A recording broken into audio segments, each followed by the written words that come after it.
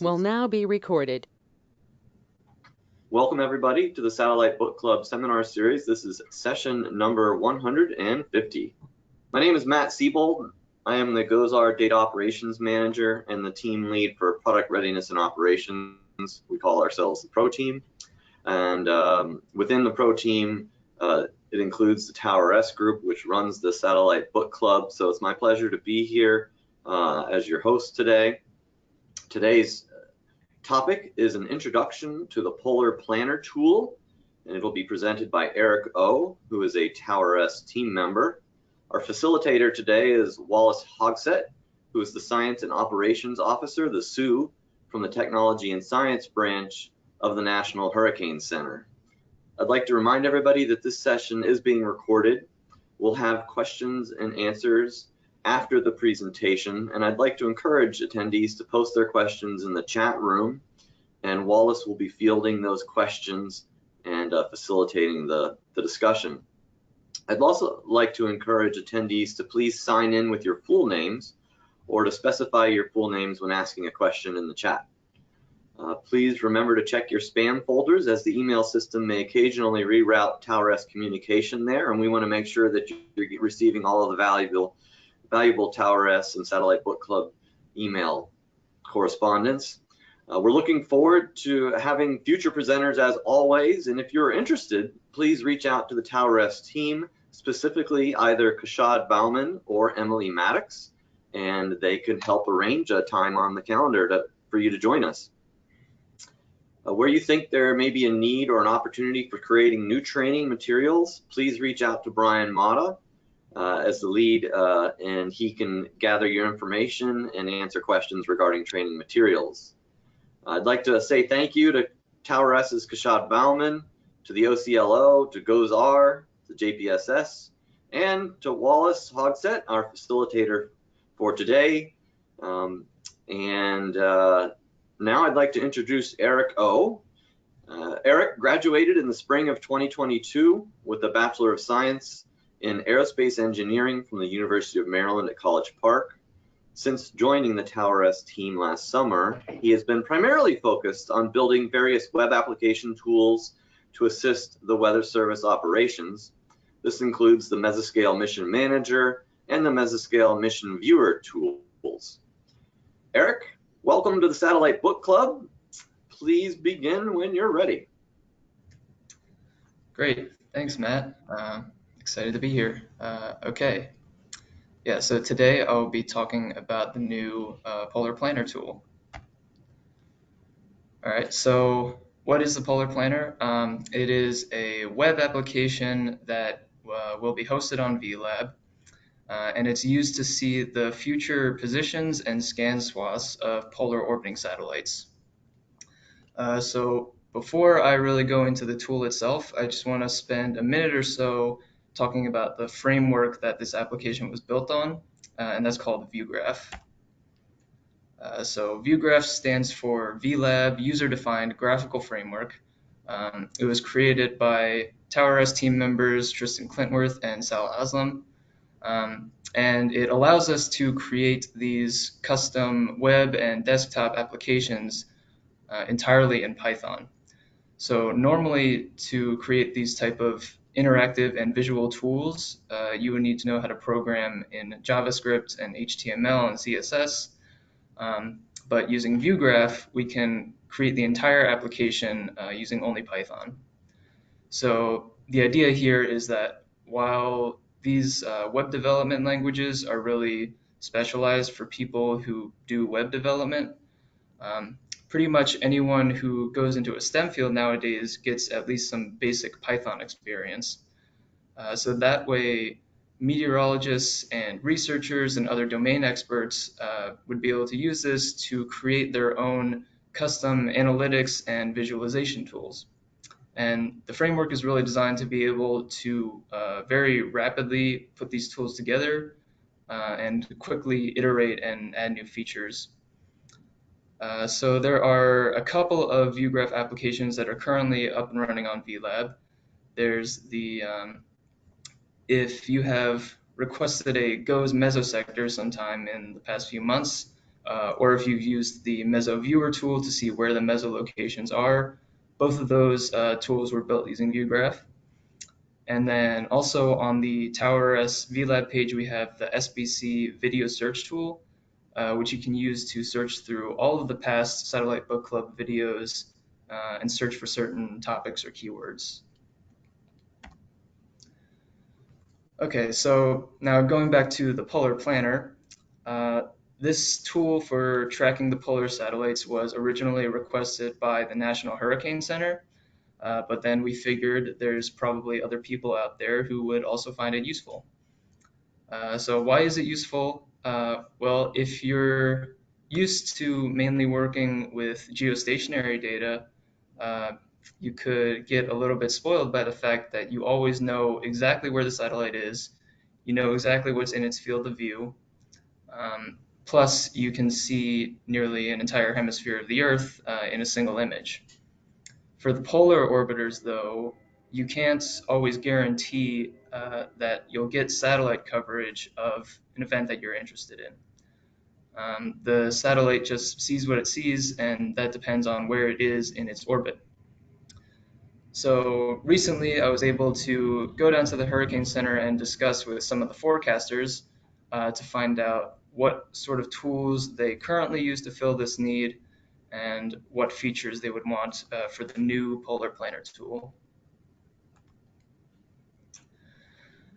So currently, the way a forecaster might figure out whether they're going to be getting some polar data that they can use is by going online and pulling up a chart like this one here. So I grabbed this one from a couple days ago, and this is showing NOAA 21.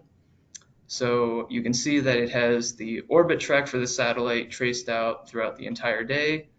And then every 5 minutes, it has a point marked along the track with a timestamp next to it. So let's say, for example, you were interested in looking at something going on around the east coast of the US. You would go to this chart and figure out where the closest satellite pass is going to be, which in this case looks like it's going to be this one here around 7:35 UTC. So then you would need to know a little bit more about the specific instrument that you want to see the data from. You would need to know how wide the scan swath of that instrument is, and then use that to figure out whether this satellite pass is going to be close enough to the location you're interested in to actually get captured in that scan. And there are some other online tools available that can tell you, for instance, like how far away a certain location is from the satellite subpoint. But even with that, you still need to figure out for yourself whether that's going to be the right distance to actually get captured in the scan. So the Polar Planner does all of that for you. Not only does it show the satellite position for a specific selected time, but it also displays the scan swath on the Earth where it will actually be collecting data. So in this little loop here, I have NOAA 21 displayed, and I set the date and time to be that same pass we were looking at on the chart. So if I go back here at 7:35, it's a descending pass over the eastern part of the US. And if we look back in Polar Planner, that's exactly what we see. Except in here, we can see the satellite positions down to the minute. And we know right away just by looking at it what the area on the Earth that the scan is going to cover. And then you can also see that we have the terminator shown on the globe here. So you can also get a sense of what the lighting conditions are going to be during that scan, which could be important depending on the instrument you're looking at.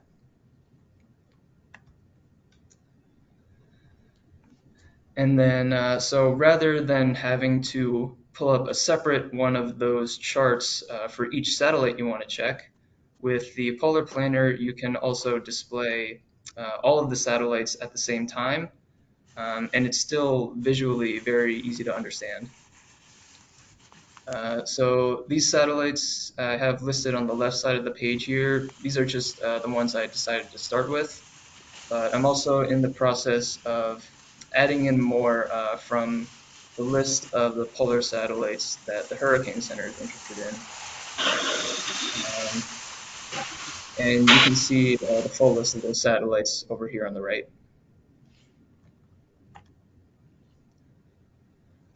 And then, so let's say you're a forecaster and you're just trying to find out whether you're going to get a satellite pass over your area at some point during your shift.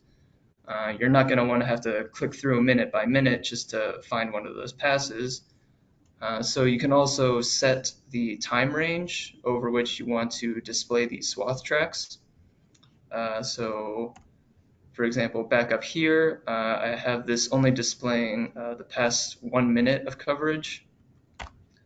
Then down in this image, I changed the range to 30 minutes. So you have the current satellite position is shown up here for this selected time. And then it has the swath track displayed for the past 30 minutes before that. And then down here, just to kind of show that that time range can be pretty much whatever you want.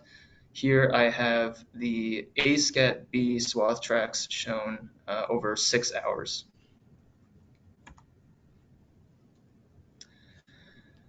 And so the specific size and geometry of the scan swaths depend on the particular scanning technique that's used by the instruments on the satellite. So there are some scanners that cover basically a rectangular area directly beneath the satellite. So some examples of those are VIRS, the AMSU, and the TMS, which is the scanner on board the Tropic satellites. Then we have some other instruments that scan out to the sides, and they have this gap at nadir. So for example, that would be like A-scat, B, and C, and the SAR on RadarSat and Sentinel-1. So for these types of instruments, trying to use one of those orbit track charts gets even more complicated because not only can the satellite pass be too far away from the location you want to see, it can also end up being too close and end up right in this blind spot. And then there is another type of scanner that uses a rotating dish that's tilted at an angle. So it ends up carving out a conical swath, kind of like you see here. And here's just a couple of instruments that use that scanning technique. And so this is another case where the area being scanned is actually not directly below the satellite. So what that means is that even if you know the satellite position at a certain point of time, that doesn't necessarily mean that you know where you're actually going to be getting data. So one option would be to learn about the different instruments that you want to look at, and then do some calculations to figure out where the scan swaths are going to be based on the satellite position. Or you could just let the polar planer take care of all that for you. And so I mentioned that we're working with the Hurricane Center to define the functionality and behavior of this tool. So one of the other features that they requested was being able to line up these satellite passes with certain meteorological features using this simulated IR imagery. So this image I have up here is the simulated top of atmosphere shortwave IR. And these images are available at 1 hour intervals, and they go out several days into the future. So since we have these images only once per hour, but the satellite positions are displayed once per minute, the image that would be displayed is just going to be the image for whatever time is closest to the time you have selected. And this feature is still in development, but this is essentially what it will look like here. You'll have the globe and the image up side by side. And then for your selected satellites, you'll be able to see the scan swaths plotted on both of them.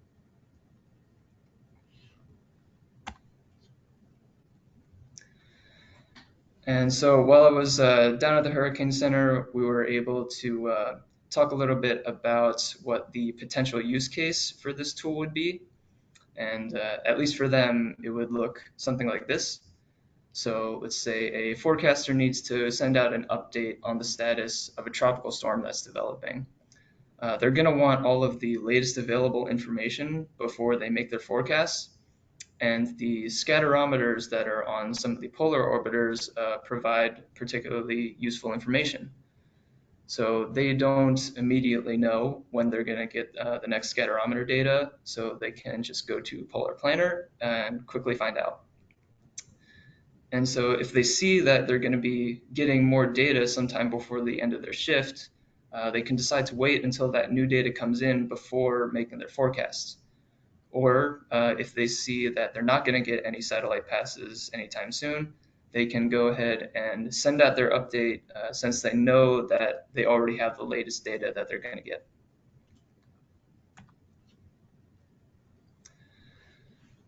And I mentioned at the beginning that the Polar Planner will be available on the TOWR-S VLab page. I don't have an exact date for that yet, but there will be a prototype version available for people to try out sometime within the next 2 to 4 weeks. And then also, so the reason that the V in VUGraF stands for VLab is because the framework is designed so that these applications can be very easily uploaded and integrated into VLab. And that's because the objective for this whole framework is really to be able to rapidly create these kind of tools in response to forecaster needs. And then lastly, I just want to thank Monica Bozeman for letting us incorporate some of this work into the NAWIPS work going on down in the Hurricane Center, and also Matt Siebold and the GOES-R program for supporting this work that we're doing with VUGraF. And then also, please feel free to reach out to me over email or Google Chat or however you want. If you have any feedback or suggestions on the Polar Planner tool, or if you would like to receive updates on when it will be available on VLab and whenever new features are added. And then you can also reach out to me if you want to try out VUGraF for yourself, or if you just want to learn a little bit more about it. And with that, are there any questions?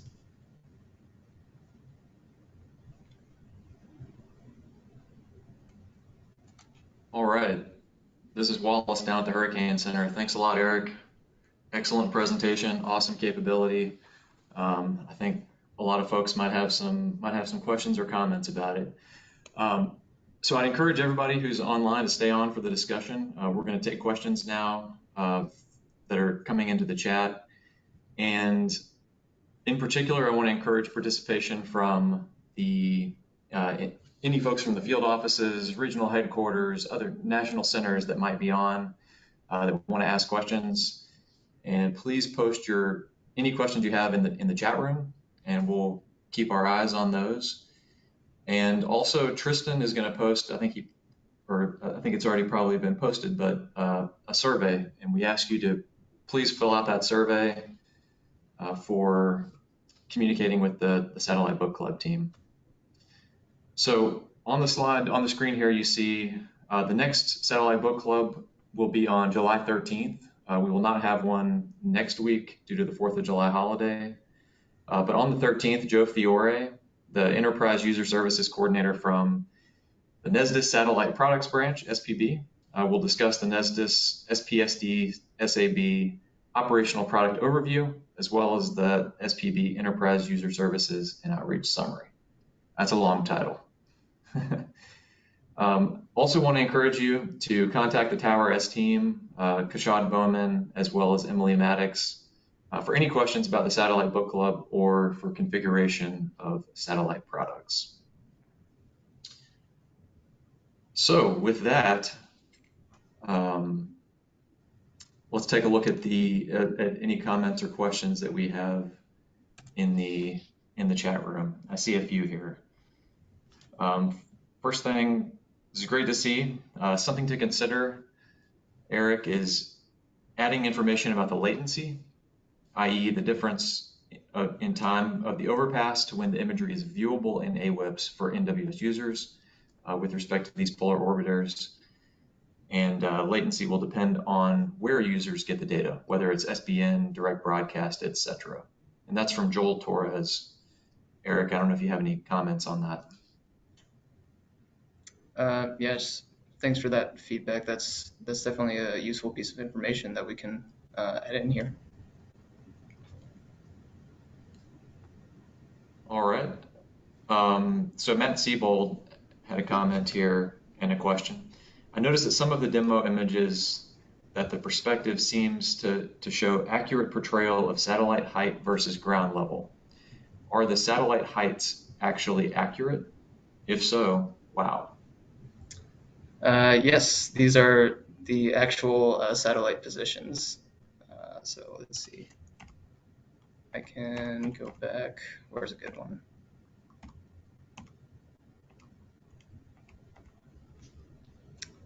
Yeah, so the dots you see floating around are the actual positions of the satellites. I think he was asking about the heights. Are the satellite heights actually accurate? Yeah.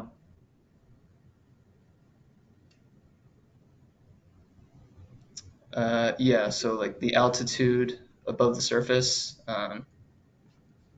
yeah, that's all accurate. Nice. I think Matt's impressed. All right, I've got a couple more questions here. Eric Blake here at the Hurricane Center asks, can we get this into AWIPS too? It's a great display here, but integrating it into the main operational tool should be a main goal. Yeah, I think that's definitely something we want to explore. I'm not entirely sure on how these kinds of tools would be integrated into AWIPS, but part of what we're doing with having this imagery side by side is sort of to recreate a bit of that. Yeah, I'm thinking about Eric's question. I wonder if it's almost like the shapes that you have plotted on the planner, if those could be almost like a forecast field of some sort in AWIPS too. But anyway, something to think about for the future.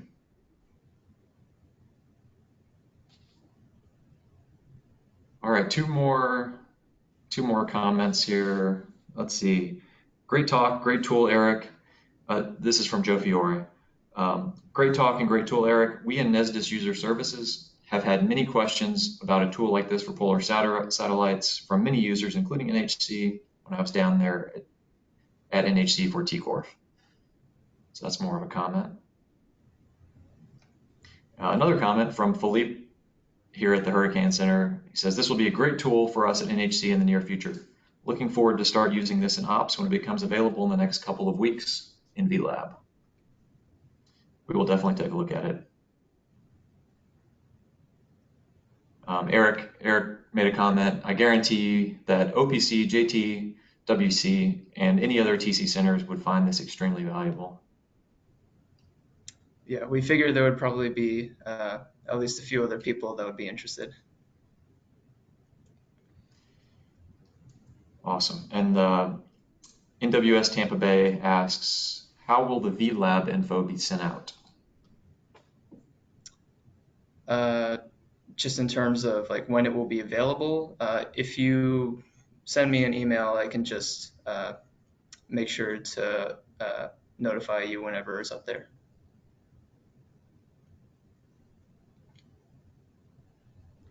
All right. One more question I see here from Dan Wygan. How far out into the future will it show the satellite positions? Here in Oregon, we'd be mostly using it to know when wind data over the ocean is available. Yeah, so that we can really adjust that according to what people's needs are. So when we were talking about it at the Hurricane Center, they were saying most likely they would only ever go out to 24 hours into the future. So that's what our current plan was. But again, if there's more feedback from other users, more suggestions on that, be happy to hear.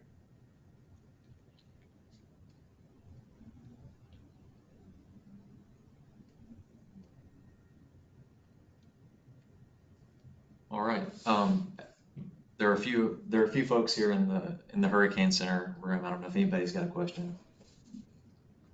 All right. No questions here in the room. Eric, amazing work on this. I know it's just getting started. Were there one last call? Let me take one more look at the chat room here. Okay, looks like Matt Siebold just made a comment that about when the capability will go live. Let me see. I assume there will be a TOWR-S notification when the capability goes live. What distribution will send the notification? Yeah, it will probably be mentioned in the TOWR-S mailer whenever that happens. So similar to the way the emails go out now about the book club, is that right? Right, yeah.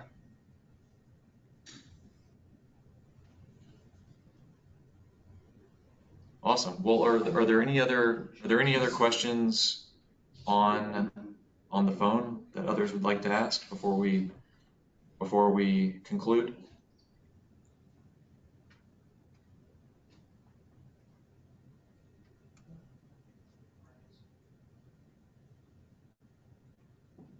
All right. Well, I want to say, Eric, thanks again. Like I said, amazing work and a lot more to come on this capability, I think. With that, I'll hand it back over to Matt for some concluding remarks. Yeah, Eric, thanks once again. As always, a picture really speaks, and this tool does a fantastic job of allowing people to visualize, where those polar satellites are going to be. And so, yeah, it's terrific. There was one question, and forgive me, Wallace, I just wanted to make sure that this one was answered because I had the same question. How far into the future can the tool look? Is there a limitation? Like, what if somebody wanted to know days into the future? Is that, or even weeks into the future? Is that a capability? In theory, yes. So we would just need to actually upload the data into VLab for the page to be able to access it there. So since we've been working with the Hurricane Center, we were planning on just uploading data for 24 hours into the future. But if there's a lot of need for going further than that, then we can adjust that. Okay. Terrific. Well, I did bump into some JPSS colleagues recently, and they were excited about this as well, even on the NESDIS side. So thank you for all the fine work, and look forward to seeing it being available through VLab. And potentially in the future, perhaps in AWIPS as well. So hey, I do have a question. This is Schoberg. Can you hear me okay? Yeah, sure. Go ahead, Bill. Yeah, so the question was already answered about AWIPS. So what would be the process to consider putting it into AWIPS? Is some action need to be taken? Some user have to identify it, or is TOWR-S just going to press ahead and see if that's possible?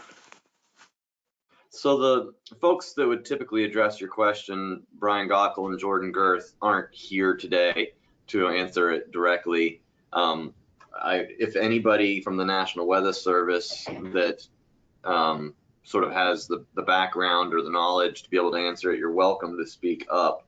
But otherwise, I think, Bill, we'll have to address that offline.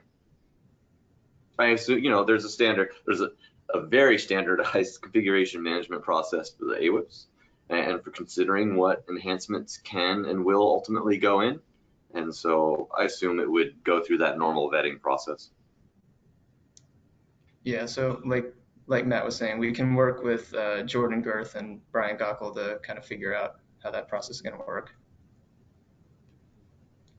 This is Wallace again down at the Hurricane Center. One thought on that is, might be good for us to all just take a look at Eric's tool during the first, few months when it's in prototype and get a sense for what parts of it do we want in AWIPS, like how would we want to use it in AWIPS so we can define the requirements. And then once we kind of have a good feel for how we might use it in operations, then we can lay those out and press forward, trying to push those like narrowed requirements through that process. Yeah, agreed. That sounds great, Wallace. All right, well, Eric, you got a few extra questions towards the end here. So again, thank you for coming in and being our guest speaker today. Wallace, thanks very much for facilitating all the Q&A. We look forward to meeting everybody again at the next Satellite Book Club series meeting. And that'll be it for today. So hope everybody has a great afternoon, and we'll see you next time. Thank you.